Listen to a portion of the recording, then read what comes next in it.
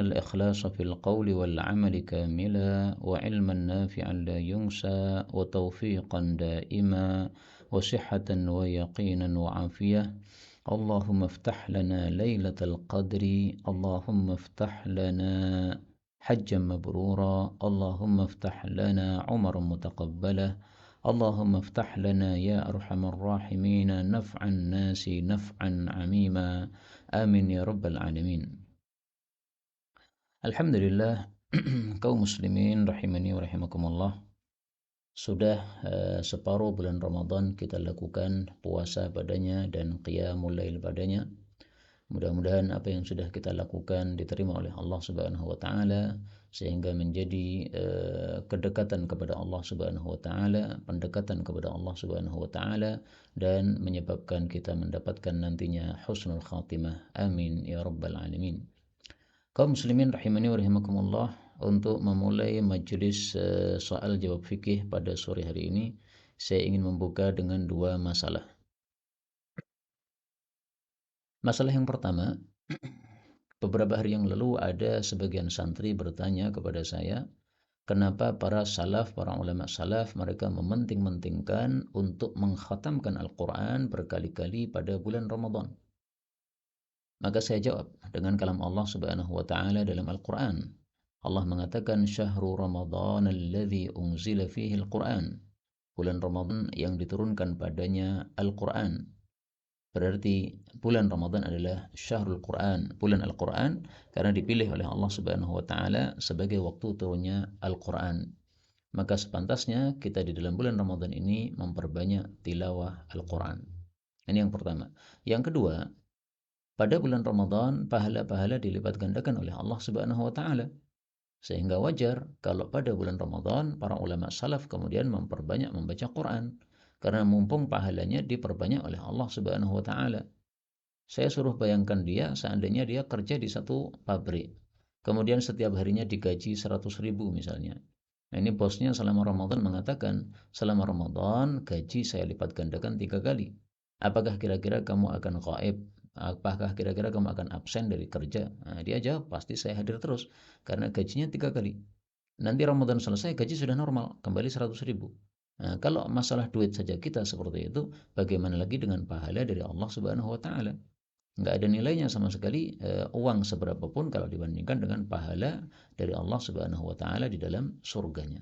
Nah, maka wajar kalau para ulama pada bulan Ramadan ini memperbanyak membaca Al-Qur'an. Dia masih bertanya lagi, bukankah membaca Quran di luar Ramadan itu pahalanya juga dilipat gandakan oleh Allah?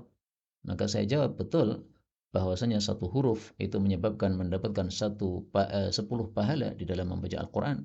Sebagaimana sabda Nabi Shallallahu Alaihi Wasallam, beliau mengatakan alifun ashrun, membaca alif itu berarti 10 pahala, lam 10 pahala, mim 10 pahala. Berarti alif lam mim itu 30 pahalanya. Ini hadis diriwayatkan oleh Abu Ja'far An-Nahas dalam Al-Waqf wal Iqtida dan hadisnya sahih. Maka saya jawab, betul, satu dilipat gandakan 10, tapi itu adalah pahala biasa atau kelipatan pahala yang biasa. Adapun di bulan Ramadan itu lebih banyak lagi, bukan satu dibalas 10, bukan. Itu satu dibalas 10 itu adalah kondisi normal saja, di luar Ramadan sudah seperti itu. Tapi di dalam Ramadan tidak seperti itu. Dalilnya Rasul sallallahu alaihi wasallam bersabda kepada salah satu sahabiyah, "Idza kana Ramadan fa'tamiri." Kalau sudah datang bulan Ramadan, silahkan lakukan umrah. Kenapa? Fa inna umratan fi Ramadan ta'dilu hajjah. Karena umrah di bulan Ramadan sebanding dengan ibadah haji. Bahkan dalam riwayat yang lain, au hajjatan ma'i, atau ibadah haji bersama saya bersama Nabi sallallahu alaihi wasallam. Nah, kita lihat umrah ini haji kecil. Hajatan itu haji besar. Nah, ternyata haji kecil yang dilakukan di bulan Ramadan senilai dengan haji besar. Maka ini menunjukkan bahwa amalan di bulan Ramadan dilipat gandakan oleh Allah Subhanahu wa taala, tidak seperti biasanya. Ini masalah yang pertama. Masalah yang kedua, ada seseorang bertanya kepada saya, bahkan ini pertanyaan berulang-ulang, mungkin setiap tahun selalu ada dan berkali-kali ya, dalam satu tahun itu mungkin beberapa orang yang bertanya. Yaitu pertanyaannya, apakah untuk mendapatkan Lailatul Qadar saya harus iktikaf di masjid Ataukah Lailatul Qadar bisa kita temukan di mana saja meskipun ibadahnya di rumah? Ada juga yang pertanyaannya lebih fokus lagi. Mana lebih utama ya Ustaz? Apakah lebih baiknya saya menemani ibu di rumah, khidmat kepada ibu di rumah, sambil ibadah di rumah, atau saya i'tikaf di masjid? Lebih utama mana? Nah, maka saya tidak menegaskan untuk jawaban-jawaban ini dengan jawaban yang tegas, tapi saya kasih kaidah-kaidah. Yang pertama, bahwasanya Lailatul Qadar diciptakan oleh Allah Subhanahu wa taala untuk umat Nabi Muhammad SAW, maka dimanapun mereka beribadah pada malam Lailatul Qadar, apabila ibadahnya dari maghrib awal malam sampai dengan subuh akhir malam, maka ibadah satu malam itu semalam suntuk lebih bagus daripada ibadah 84 tahun lamanya yang tidak ada Lailatul Qadar padanya, ya. Dan itu disebutkan oleh Allah Subhanahu wa taala dalam Al-Qur'an, Lailatul Qadri khairum min alfi syahrin. Lailatul Qadar itu lebih baik daripada 1000 bulan, ya. Sekitar 84 atau 83 tahun. Itu kalau kita ibadahnya total dari maghrib awal malam sampai subuh akhir malam. Karena namanya malam itu adalah panjangnya segitu, ya. Kalau kita ibadahnya hanya sedikit, ya berarti tidak sampai apa namanya khairum min alfi syahr, ya mungkin mi'ati syahr, ya 100 bulan atau berapa, ya. Tapi kalau pengen 1000 bulan, maka kita fokuskan ibadah terus menerus pada Lailatul Qadar tersebut tanpa berhenti kecuali ketika dibutuhkan. Dibutuhkan untuk pipis, ya silahkan pipis, ya. Dibutuhkan untuk rebahan, silahkan rebahan. Dibutuhkan untuk tidur karena sudah ngantuk, nggak ada masalah tidur, tapi jangan lama-lama, ya. Jadi misalnya kita ibadah sampai lelah sampai jam 12 malam, ingin tidur karena ngantuk. Jangan dipaksakan karena mata punya hak juga untuk tidur. Nah, silahkan tidur, tapi pesan kepada temannya atau kepada kalau itikaf, ya, pesan kepada temannya. Kalau di rumah, ya berarti pesan kepada istrinya atau anaknya atau siapapun juga untuk dibangunkan misalnya 1 jam lagi, ya. Pakai alarm jam juga bisa, ya. Alarm jam dipasang jam 1 nanti bangun. Maka niatan kita istirahat 1 jam semata-mata untuk ibadah lagi nanti jam 1 supaya mendapatkan Lailatul Qadar yang sempurna. Itulah makna doa yang sering saya ucapkan, Allahumma ftah lana Lailatul Qadar. Ya Allah, bukalah untuk kita, untuk kami Lailatul Qadar. Nah, dibuka oleh Allah artinya diberi kesempatan yang sempurna kita untuk mendapatkan kebaikan Lailatul Qadar tersebut. Jadi ringkasnya, Lailatul Qadar bisa didapatkan dimanapun juga, tidak harus dengan i'tikaf. Tetapi i'tikaf memang lebih utama. Kenapa? Karena ketika panjenengan i'tikaf, meskipun panjenengan posisinya sedang tidur, itu sedang melakukan i'tikaf, melakukan ibadah kepada Allah Subhanahu wa taala, ya. Jadi sama-sama tidur, ya. Kalau di rumah kita tidur, ya nilainya tidur saja. Tapi kalau di masjid i'tikaf, kita baca Quran sampai lelah, kemudian tidur, kemudian niatan lagi untuk bangun lagi. Nah, tidur itu sudah nilainya nilai tidur i'tikaf. Karena dia berada di masjid dan i'tikaf itu adalah tinggal di masjid untuk ibadah kepada Allah Subhanahu wa taala. Meskipun tetap boleh apa? Istirahat dan sebagainya, ya. Kemudian kaidah yang kedua. Mana lebih utama, membantu ibu di rumah, khidmat sama ibu di rumah, atau i'tikaf di masjid? Nah, saya paling suka masalah-masalah begini untuk dikompromikan, ya. Kebaikan kan banyak, nah macamnya itu banyak sekali. Maka sebaiknya dikompromikan daripada diambil salah satu. Karena itu saya katakan, udah khidmat sama ibu di siang hari, kemudian i'tikafnya di malam hari, ya. Toh malam hari kan ibu sudah tidak perlu khidmat lagi kan, ibunya sudah istirahat, ya. Maka kita bisa ibadah di dalam masjid, i'tikaf dengan sungguh-sungguh, itu lebih utama insyaallah taala. Apalagi kalau bisa bersama-sama dengan ibunya i'tikaf, ini lebih bagus lagi, ya. Jadi kita khidmat sama ibu di siang hari, kemudian malam harinya i'tikaf. Enggak ada masalah i'tikaf hanya malam hari saja. Karena memang i'tikaf kan ada 3 macam. Ada i'tikaf yang wajib kalau dinazarkan, ada i'tikaf yang sunnah yaitu 10 hari full terus tidak keluar sama sekali, kemudian i'tikaf mustahab. Nah, kita ambil i'tikaf yang mustahab saja. Jadi siang hari masih bisa khidmat sama ibu, malam hari kemudian i'tikaf untuk diri kita sendiri. Wallahu alam bisawab. Ini sebagai mukaddimah untuk kajian pada sore hari ini. Kemudian saya akan membacakan beberapa pertanyaan yang sudah masuk pada hari ini insyaallah taala. Yang pertama, Afwan mau tanya, kalau orang lagi nifas belum 40 hari, kadang keluar, kadang tidak, apakah boleh puasa? kalau lagi pas tidak keluar? Apakah boleh puasa kalau lagi pas tidak keluar? Apa harus menunggu sampai benar-benar bersih? Atau harus menunggu sampai 40 hari gitu? Nah, begini, kaidah yang pertama, nifas itu maksimalnya 40 hari. Sehingga kalau lebih dari 40 hari masih keluar darah, itu bukan darah nifas. Sehingga wajib berpuasa. Yang kedua, nifas itu tidak harus 40 hari.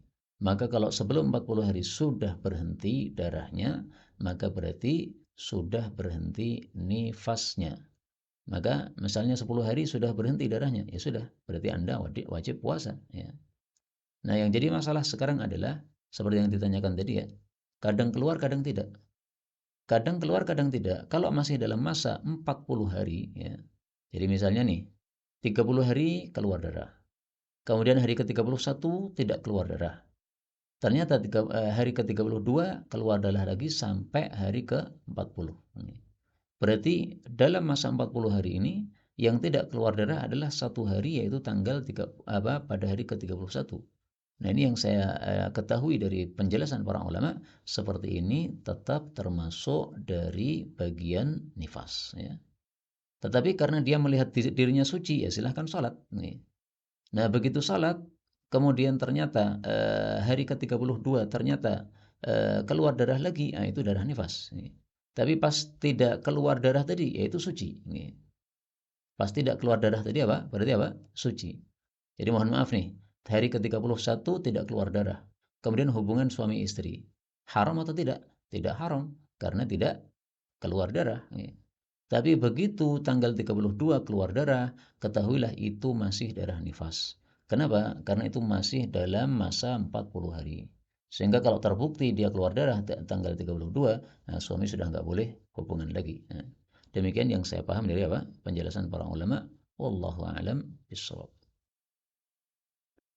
Kemudian di sini ada yang bertanya, apa kedudukan hadis tentang orang yang membunuh 99 orang plus satu rahib? Apakah sahih ataukah bukan? Hadis itu kita temukan di dalam Riyadhus Shalihin. Ya. Kalau dicari di sini kitab Riyadhus Shalihin. Ya. Tulis di situ qatala, membunuh, tis'atan, 99. Nah ini hadis kalau disebutkan dalam Riyadhus Shalihin, ketahuilah hadisnya derajatnya sahih menurut penulis kitab ini, yaitu Al-Imam An-Nawawi rahimahullahu taala. Dan di sini dikatakan muttafaqun alaih, hadisnya derajatnya muttafaqun alaih. Nah, kalau mau dicari pada kitab Sahih Bukhari dan Sahih Muslim, itu di sini sudah ada footnote-nya. Ini yang membuat footnote adalah guru saya, Syekh Mahir Al-Fahl. Nah, beliau katakan di sini Sahih Bukhari pada hadis 3470, Sahih Muslim pada hadis 2766. Nah, maka kalau antum sudah sering baca kitab Riyadhus Shalihin, kemudian mengetahui satu hadis ada di situ, udah nggak perlu ragu-ragu, itu hadisnya sahih menurut Al-Imam An-Nawawi rahimahullahu taala. Ya, karena di muqaddimah kitab Riyadhus Shalihin beliau katakan semua hadis di sini derajatnya sahih. Kemudian ada yang bertanya, maaf Ustadz mau tanya, untuk haid hari pertama keluarnya cuma coklat halus, termasuk haid atau bukan? Apakah puasanya boleh lanjut ataukah tidak? Masalah ini sudah ada hadisnya. Ya. Antum tulis di sini al-kudrah. Al-kudrah itu artinya warna keruh atau as-sufrah, warna coklat. Qala Sufyanu, berkata Imam Sufyan, al-kudratu was-sufratu fi ayyamil haidhi haidun. Yang namanya keruh atau warna kuning kalau itu terjadinya di masa-masa haid, di hari-hari haid, yaitu namanya haid. Wa kullu syai'in ra'atuhu ba'da ayyamil haidi, adapun segala sesuatu yang dia lihat setelah lewatnya hari-hari haid, min damin au qudratin au sufrah, mau darah, mau keruh, mau kuning, sama saja, fahiya mustahadah. Itu namanya istihadah atau darah rusak. Jadi ringkasnya, warna kuning atau warna keruh kalau di masa haid berarti haid. Kalau di masa suci berarti suci. Jadi misalnya ini wanita haid 7 hari. Kemudian hari tengahnya, hari keempat, warnanya keruh, bukan merah lagi. nanti hari ke-5 sampai akhir merah lagi. Yang keruh tadi termasuk haid. Kenapa? Masih di masa haid. Baik itu di tengahnya maupun di awalnya maupun di akhirnya sama aja. Pokoknya di masa haid berarti apa? Itu adalah haid. Dan masing-masing wanita mempunyai kebiasaan haid sendiri-sendiri. Ada yang haidnya 7 hari, ada yang haidnya 6 hari, ada yang haidnya 5 hari. Nah, kalau dia biasanya haidnya 5 hari. Nah, berarti selama 5 hari itu kalau ada keluar keruh itu berarti adalah darah haid. 5 hari selesai karena dia biasanya haidnya 5 hari, kemudian 2 hari suci, kemudian hari ketiga keluar keruh.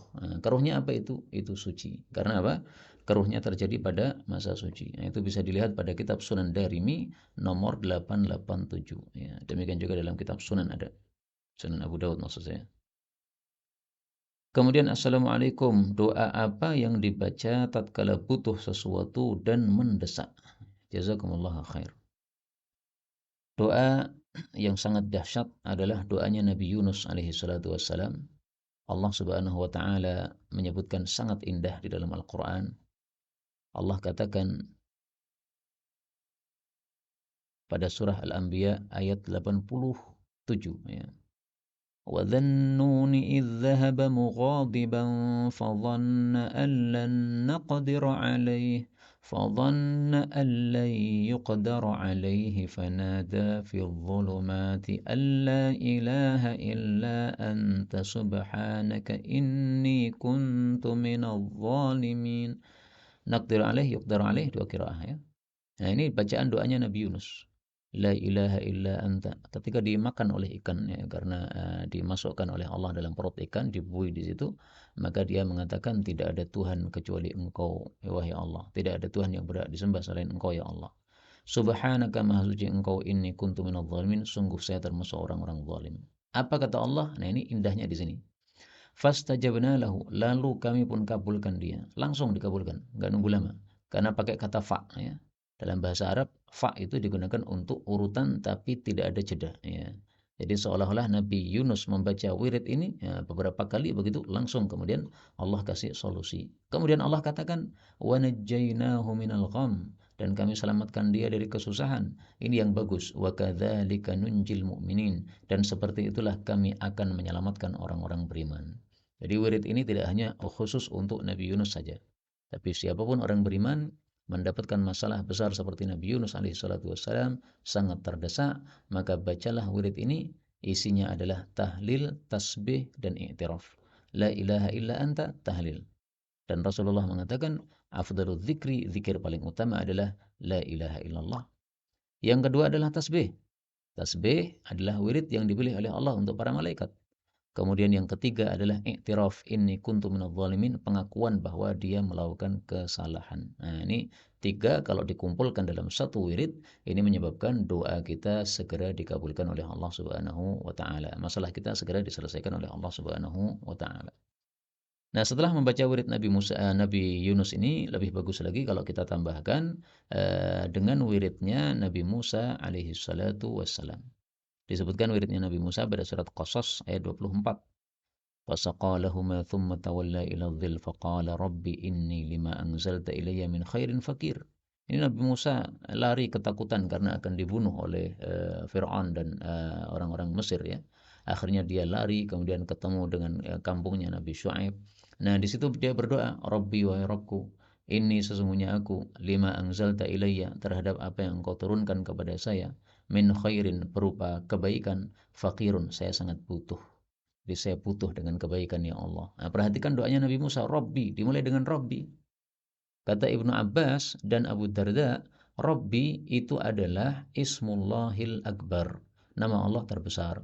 Sehingga kalau kita berdoa dengannya, insya Allah lebih mustajab. Nah, maka ucapkan wiridnya Nabi Yunus, lalu setelah itu diiringi dengan doanya Nabi Musa alaihissalatu wassalam. Ini doanya orang-orang istimewa, bukan orang-orang biasa, maka pasti doanya pun juga istimewa.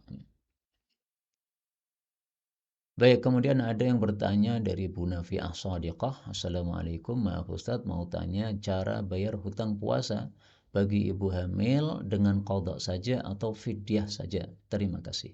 Ya, ini memang masalahnya khilafiyah ya.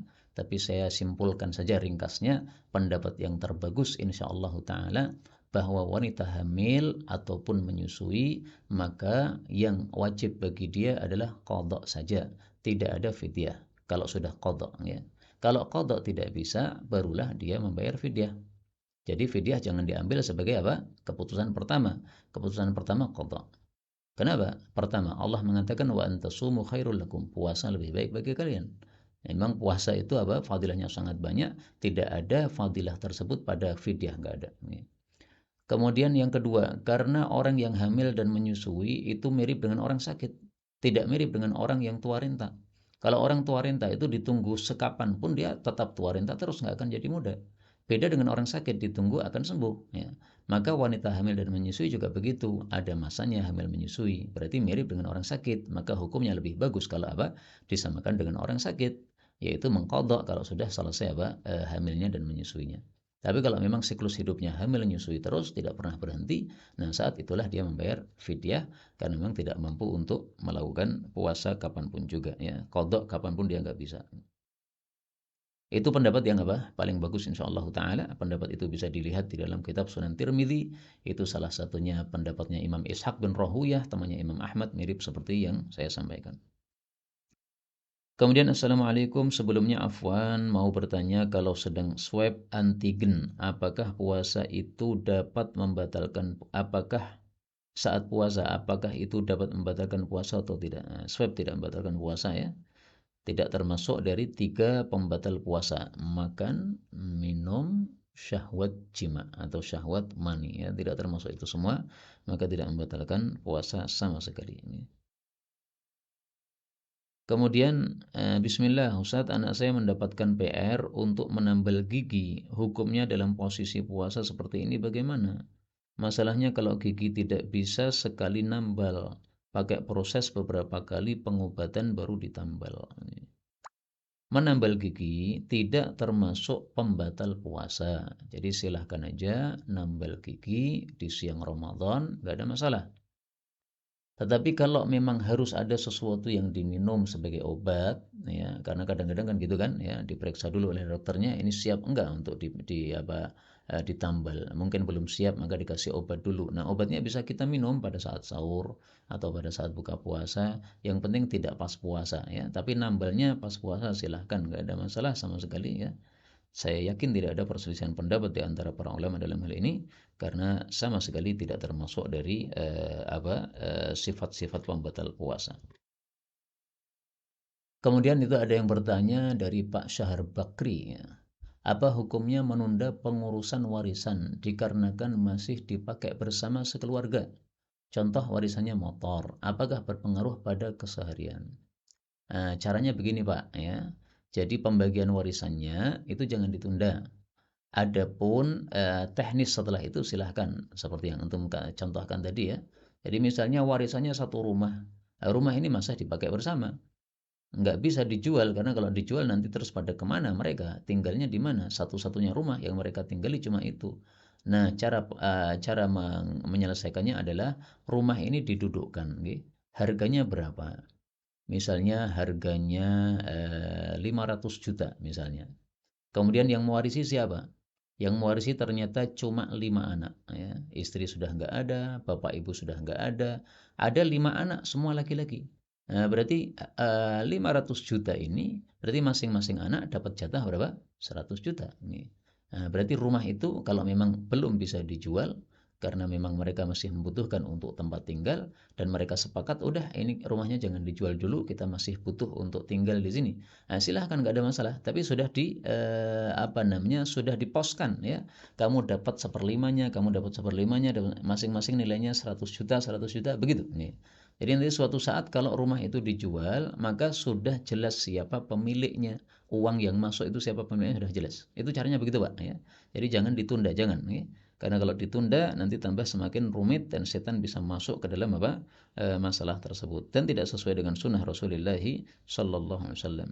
Dan bisa termasuk zalim menunda itu. Kenapa? Karena kalau ada orang yang punya hak untuk mendapat warisan, sementara ditunda-tunda, berarti menunda haknya orang. Semestinya dia sudah dapat karena apa? Karena ditunda akhirnya dia nggak dapat. Seperti adatnya sebagian orang Jawa ya. Kalau suami mati maka semua harta dipegang istri. Nggak dibagi dulu sampai istri mati juga. Ini nggak benar seperti ini. Ini dolim sama anak-anak. Anak-anak mestinya sudah dapat warisan. Tapi gara-gara dipegang oleh ibu semuanya, akhirnya mereka nggak dapat warisan segera. Nah ini sesuatu yang apa? Tidak benar. Kemudian ada dari Pak Afifuddin Mahfud, Assalamualaikum, apakah menetes mata tatkala puasa bisa membatalkan puasa?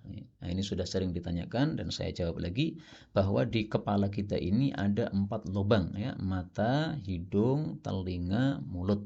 Untuk mulut sama hidung ini membatalkan puasa kalau ditetesi. Kenapa? Karena ada jalur ke kerongkongan. Adapun mata dengan telinga ini tidak ada jalur ke kerongkongan sehingga tidak membatalkan puasa. Adapun rasa pahit yang ada pada tenggorok kita saat tetesan mata itu hanya rembesan saja dan rembesan itu tidak menyebabkan batal puasa. Seperti kalau kita mandi, nah itu hakikatnya air merembes pada tubuh kita lewat pori-pori, masuk ya. Sehingga orang mandi seger. Kenapa? Ya airnya masuk dalam tubuhnya. Tapi puasa nggak batal. Kenapa? Hanya rembesan saja. Baik, kemudian ini ada yang bertanya, Afwan izin bertanya, menurut Ustadz mana yang lebih utama, iktikaf di masjid atau beribadah di rumah sambil menemani ibu dan keluarga? Afwan jazakumullah khairan.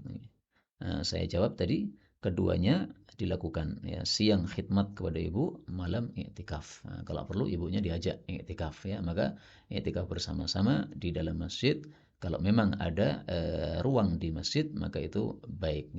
Jadi wanita iktikaf di masjid itu memang disyariatkan karena dilakukan oleh istri-istri baginda Nabi SAW, tetapi ada 2 syaratnya. Syarat yang pertama mendapatkan izin dari wali. Kalau punya suami berarti izin dari suami, kalau punya bapak berarti izin dari bapak ya. Kemudian syarat yang kedua adalah aman dari fitnah. Jadi kalau di masjid itu ada tempat khusus untuk wanita, aman, tidak terendus oleh laki-laki, tidak apa namanya, tidak terlihat oleh laki-laki, silahkan iktikaf di situ aman. Kemudian ini ada yang bertanya, Assalamualaikum warahmatullahi wabarakatuh. Bolehkah minta file Arba'in Ramadaniyah?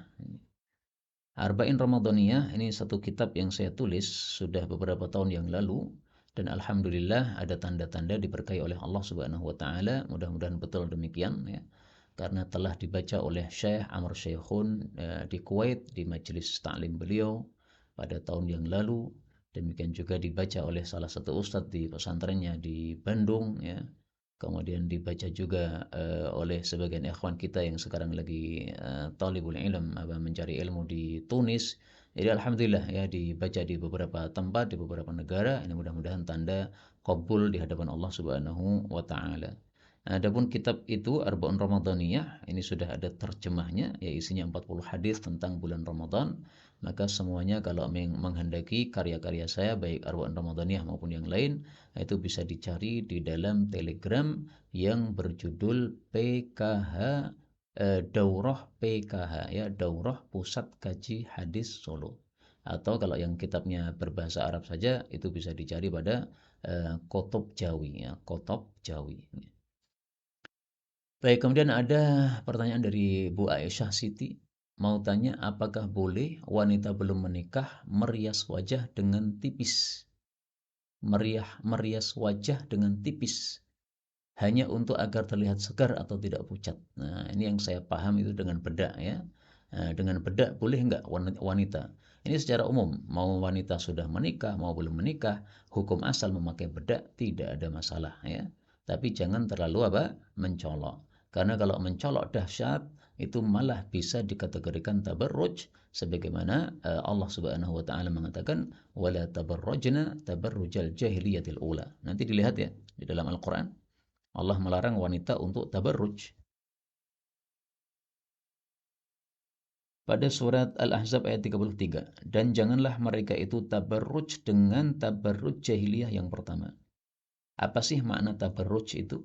Nah, coba kita lihat dalam kitab tafsir ya. Ini ada kitab tafsir Ibnu Abi Zamainain. Ini tafsirnya biasanya ringkas sehingga mudah untuk dicari ya. Tapi kita coba dulu.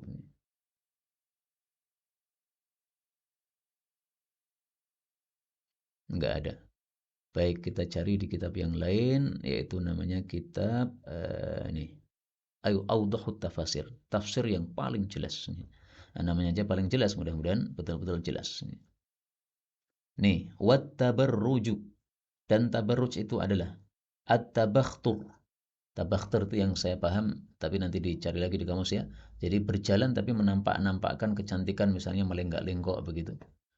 Dan yang paling inti ini, wa izharuz zinah, menampakkan perhiasan, wal mahasin, dan kecantikan. Nah, jadi tabarruj itu adalah apa? Izharuz zinah, menampakkan perhiasan, menampakkan kecantikan. Ya, perhiasan yang ada pada wanita tadi, yaitu wajahnya yang cantik dan sebagainya.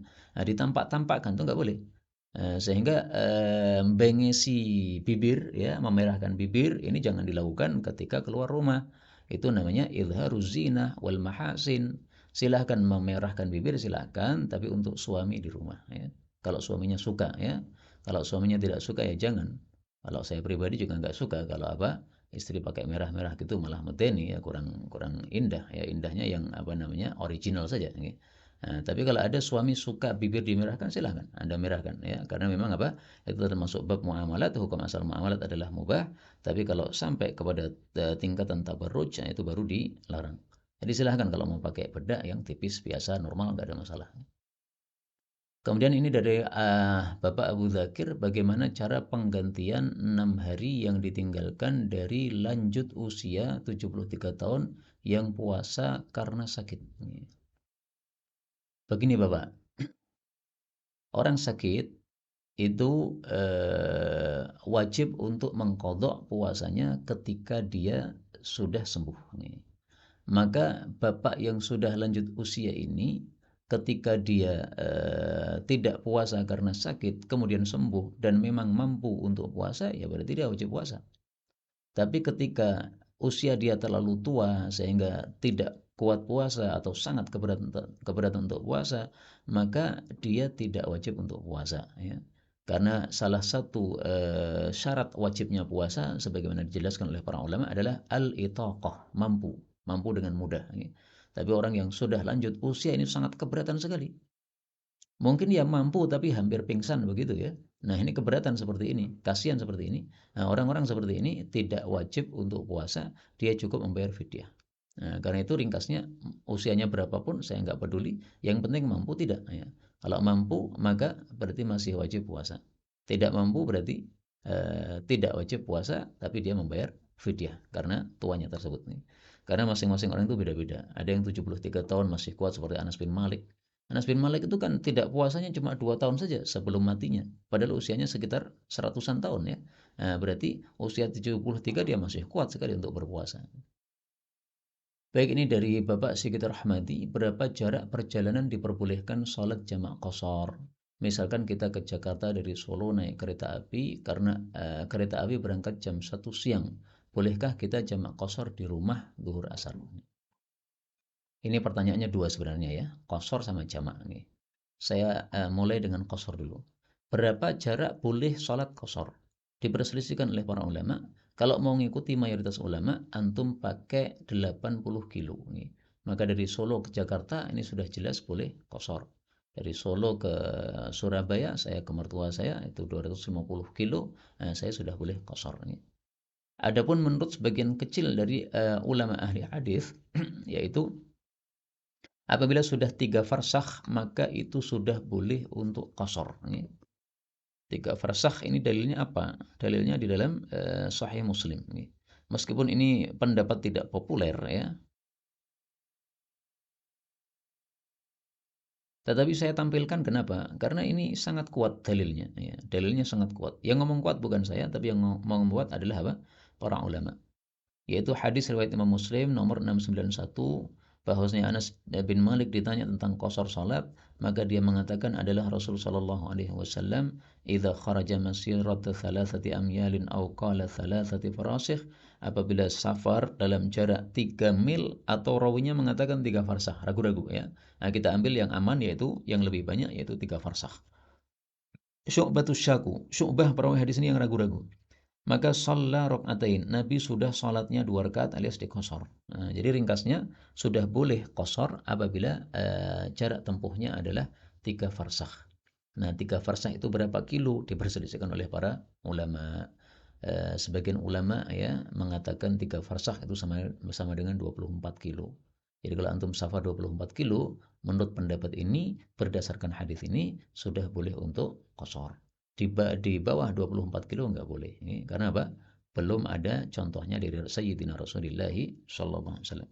Jadi ibadah ini kan kita ngikut Nabi kan. Ada contoh dari Nabi, lakukan. Enggak ada, jangan ya.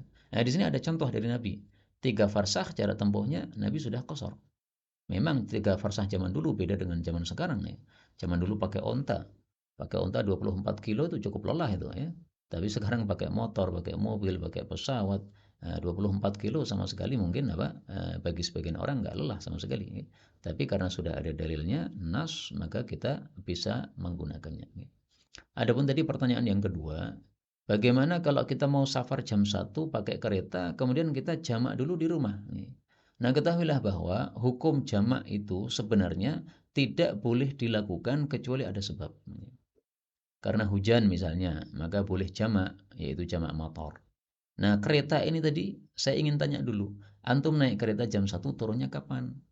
Kalau antum naik kereta jam 1, turunnya nanti jam 5, berarti jam 5 Anda masih bisa sholat asar, maka jangan dijamak dengan sholat asar. Kenapa? Masih bisa sholat asar pada waktunya yang boleh. Ini jam 5 masih boleh sholat asar. Itu karena ada satu kondisi yang khusus, yaitu safar tadi. Ini. Tapi kalau kondisi normal ya jangan sholat asar jam 5 terlalu terlambat itu. Ini. Kalau kondisi yang terpaksa seperti ini boleh kita sholat asar jam 5, nggak ada masalah. Tapi kalau antum naik kereta jam 1 naik, kemudian nanti turunnya maghrib, nah, berarti waktu asarnya sudah kelewat kan? Nah, silahkan kalau seperti itu antum untuk jamak di rumah nggak apa-apa. Tapi nggak boleh qashar ya. Jadi ingat-ingat, qashar hanya ketika safar. Nah, kalau belum safar masih di rumah nggak boleh qashar. Antum berada di rumah, kemudian menuju ke masjid kampung. Dari masjid kampung nanti akan lanjut pakai bis safar ke Jakarta. Kapan itu safarnya? Jam 1. Nah, maka sholat duhur nggak boleh dijamak dengan asar. Kenapa? Karena nanti asar masih bisa turun di tempat misalnya. Tapi kalau asar nggak bisa turun di suatu tempat untuk sholat asar, silahkan dijamak, tapi nggak boleh dikosor. Baik, ini ada pertanyaan lagi. Atau sebaliknya, jika kita bepergian dari Jakarta ke Solo sampai jam 1 siang, bolehkah kita menjamak qashar zuhur asar di stasiun tujuan? Saya ulangi lagi ya. Kalau kita bepergian dari Jakarta ke Solo sampai jam 1 siang, jadi sampai Solonya jam 1 siang. Bolehkah kita menjamak qashar zuhur dan asar di stasiun tujuan? Nah, stasiun tujuan berarti antum ini saya nggak ngerti ya. Maksudnya antum tuh rumahnya di mana gitu. Kalau memang antum rumahnya Jakarta, kemudian antum mau menuju ke Solo, nah maka sampai Solo silakan jamak qashar, nggak ada masalah. Kalau rumah antum Solo, kemudian antum dari Jakarta safar pulang dari Jakarta, kemudian balik ke Solo, rumah antum Solo. Kalau antum sudah masuk kota antum, yaitu kota Solo di mana antum tinggal, maka kalau sudah masuk kota antum sudah tidak bisa qashar lagi. Dalilnya adalah Rasulullah Shallallahu Alaihi Wasallam mengqashar salat 2 rakaat hatta dakhalal Madinah, sampai beliau masuk ke Madinah. Artinya kalau sudah masuk Madinah sudah enggak qashar lagi. Nah, untuk saya kalau safar ke Jakarta, kemudian saya sudah sampai ke terminal bis Solo, saya masih boleh qashar. Kenapa? Saya bukan orang Solo, saya orang Sukoharjo. Ya. Sukoharjo sama Solo beda ya. Sukoharjo itu selatan sana. Nah, Solo itu utara situ. Terminal bis itu di Solo, bukan di Sukoharjo. Sehingga ketika saya turun di terminal bis Solo, saya masih bisa jamak qashar, nggak ada masalah. Hukum safar masih ada pada saya karena saya belum masuk kota saya. Beda kalau saya kemudian turun dari bis, kemudian saya ambil motor saya yang saya parkir di terminal, habis itu saya pulang ke kampung saya. Belum masuk rumah, saya mampir masjid kampung saya. Nah, di situ saya qashar nggak boleh. Kenapa? Saya sudah bukan musafir. Kenapa bukan musafir? Sudah masuk kota saya, yaitu saya di Sukoharjo. Sudah masuk di kota saya. Inilah kaum muslimin rahimani wa rahimakumullah. Ini masih ada satu pertanyaan. Bolehkah saya membawa HP ke kamar mandi sambil mendengarkan tausiah? Barusan ada yang melarang. Nah, ini kurang sopan ya. Wa may yu'azzim sya'airallah fa innaha min taqwal qulub. Barang siapa yang mengagungkan syiar-syiar Allah itu termasuk takwanya hati. Nah, jadi tausiah ustadz yang bacakan ayat, bacakan hadis jangan dimasukkan ke kamar kecil. Caranya adalah antum taruh di luar kamar kecil, kemudian antum suarakan yang keras. Kemudian masuk ke dalam kamar kecil, suaranya masih terdengar. Itu nggak ada masalah dan itu sering saya lakukan ya. Karena menurut saya kalau mandi saja tanpa ada sesuatu yang didengarkan, mubadzir waktunya. Nah, saya style murattal di luar, kemudian mandi sambil apa? Dengarkan murattal. Nggak ada masalah begitu. Inilah yang dapat disampaikan, betul dari Allah. Kalaupun ada salahnya, fa astaghfirullahaladzim li walakum. Dan sebagai penutup saya akan berdoa karena doa mustajab pada waktu kita menjelang buka puasa. Allahumma salli ala Muhammad wa ala ali Muhammad. Rabbana atina fid dunya hasanah wa fil akhirati hasanah wa qina adzaban nar. Allahumma inna nas'aluka al-khaira kullah wa na'udzubika minasyarri kullih. اللهم افتح لنا الخير كله يا أرحم الراحمين وصلى الله وسلم وبارك على النبي محمد والحمد لله رب العالمين.